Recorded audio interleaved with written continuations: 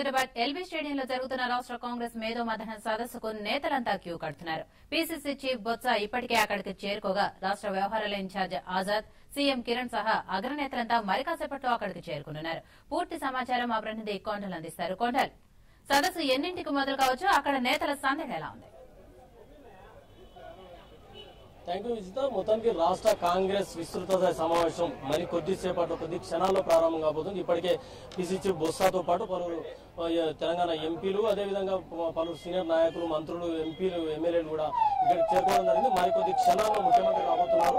వేదికకు right side లో, వేదిక లెఫ్ట్ సైడ్ లో సేవాదళ ఆధ్వర్యంలో జాతీయ ఏదైతే పార్టీ జెండాను ఆవిష్కరించిన తర్వాత పార్టీ కార్యక్రమం మొదలు కాబోతుంది. ముఖ్యంగా ఈ సదస్సు ముఖ్య లక్ష్యంగా చెప్పుకోవాలంటే 2014 అంటే రాబోయే ఎన్నికల్లో పార్టీకి ఏ విధంగా లాభం చెందారు, శ్రేణులను ఉత్తేజపరిచేందుకు ఈ దిశానిర్దేశం ఈ వేదిక ద్వారా పార్టీ చేయనుంది. మొత్తానికి రాష్ట్ర పార్టీ అంటే కాంగ్రెస్ ప్రభుత్వం, కేంద్ర రాష్ట్ర ప్రభుత్వాలు అమలు చేస్తున్న సంక్షేమ పథకాలు ప్రజల్లోకి ఎలా తీసుకెళ్లిందని ఏ విధంగా ఓట్ బ్యాంక్ గా మలుచుకోవాలన్న దానిపై ప్రధానంగా కాంగ్రెస్ దృష్టి పెట్టింది. ఇప్పటికే సంక్షేమ పథకాలు అమలు చేస్తున్నప్పటికీ కూడా దానికి సరైన ప్రాచుర్యం అంటే లబ్ధి పార్టీకి చేరట్లేదన్న భావం ఒకవైపు కాంగ్రెస్ లో వెంటాడుతుంది. కాబట్టి ఖచ్చితంగా ఈ వేదిక ద్వారా పార్టీ శ్రేణులకు నూతన ఉత్తేజాన్ని ఇవ్వడం అనేది ప్రధాన లక్ష్యంగా ఉంటుంది. అదే సంక్షేమ పథకాలు ఏ విధంగా ఉండబోతున్నాయి, రేపు 2013లో ఎలాంటి సంక్షేమ పథకాలు ప్రవేశపెట్టబోతున్నారు అన్నది కూడా ప్రధానంగా శ్రేణులను సమాయత్తం చేయబోతున్నారు. మరోవైపు రాజకీయ అంశాలకు వస్తే ఖచ్చితంగా తెలంగాణ అంశాన్ని ఈ సదస్సులో ప్రస్తావించకూడదని చెప్పి ఇప్పటికే పీసీసీ చీఫ్ బొత్స చెప్పిన నేపథ్యంలో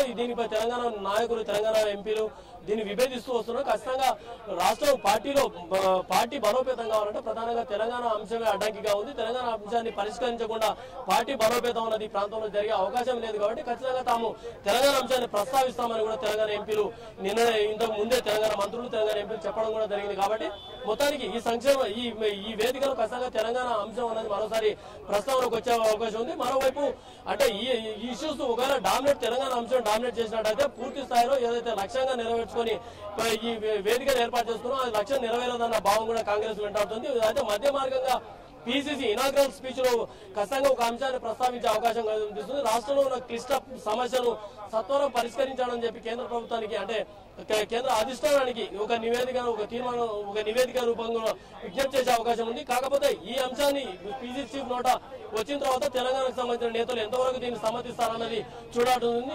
మరోవైపు తెలంగాణ నేతల నుంచి వస్తున్న అంశం ప్రకారం అయితే ఖచ్చితంగా తెలంగాణ అంశాన్ని సవివరంగా చర్చించాల్సిన అవకాశం ఉంది. దీంట్లో తీర్మానం చేసి సిడబ్ల్యూసీ పంపాల్సిన అవసరం ఉందన్నది కూడా తెలంగాణ నేతల అభిప్రాయం ఉంది. కాబట్టి ఖచ్చితంగా తెలంగాణ అంశం మరోసారి ఇక్కడ ప్రస్తావించే అవకాశం ఉంది. మరోవైపు ఇప్పటికే కొంతమంది పార్టీకి దూరం అయ్యే ఆలోచనలో ఉన్న నేతలు కూడా ఖచ్చితంగా దీన్ని ఒక వేదికగా చేసుకుంటారన్న ప్రచారం కూడా సాగుతుంది. ఎందుకంటే ఇక్కడ తెలంగాణ అంశాన్ని గట్టిగా వాదాన్ని వినిపించడం ద్వారా ప్రజల్లో లబ్ధి పొందొచ్చన్న అభిప్రాయం కూడా ఆయన నేతల్లో ఉంది. కాబట్టి ఖచ్చితంగా ఇక్కడ తెలంగాణ అంశాన్ని ఖచ్చితంగా ప్రస్తావిస్తారన్న అంశం అయితే మరోవైపు ఉంది. ప్రధానంగా ఈ సమావేశానికి వస్తే 15 అంశాలు ఇక్కడ ఈ సమావేశంలో చర్చించనున్నారు. 9 అంశాలపైన తీర్మానం చేయనున్నారు. ఈ మధ్య అసెంబ్లీలో చట్టం చేసిన ఎస్సీ సప్లాన్ కి సంబంధించిన దానిపై తీర్మానం చేయనున్నారు. మరోవైపు అదేవిధంగా సంక్షేమ పథకాలతో పాటు ఇప్పుడు ఎస్సీ ఎస్టీ ఏదైతే మైనార్టీ బీసీలకు సప్లాన్ ఏర్పాటు చేయాలని చెప్పి ఆయా వర్గాల నుంచి వస్తున్న డిమాండ్ ప్రకారం ఇక్కడ ఈ సదస్సులో తీర్మానం చేయనున్నారు. బీసీ మైనార్టీలకు కూడా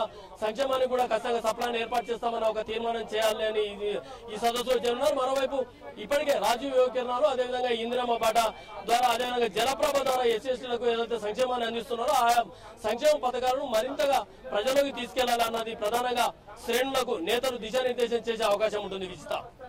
థ్యాంక్ యూ కొండల్.